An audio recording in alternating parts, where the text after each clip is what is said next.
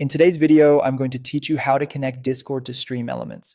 What we're really doing here is setting up a simple chat command in StreamElements so viewers can easily get your Discord invite link whenever they need it. This is a great way to promote your community during streams without having to manually paste the link every time someone asks. To get started, open the StreamElements dashboard in your browser and make sure you're logged into the correct account for your channel. Once you're on the dashboard, look for the chatbot section and click into it. This is where StreamElements lets you manage automated chat features, including custom commands. After that, click on Chat Commands. This area contains the commands your bot can respond to in chat. If you already have commands set up, you'll see them listed here. If not, that's completely fine.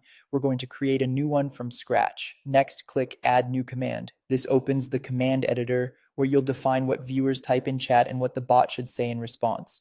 In the command name field, enter.discord. This is the trigger your viewers will use. So whenever someone types !Discord in chat, StreamElements will know to respond automatically.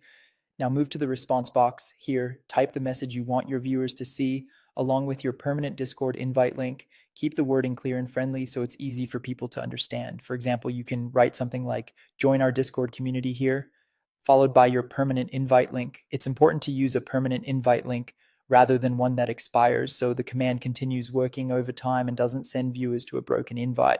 Once everything looks good, click Activate Command. This turns the command on so it can start working in your stream chat right away. If the command is activated successfully, your bot should now be ready to respond whenever someone uses .discord in chat.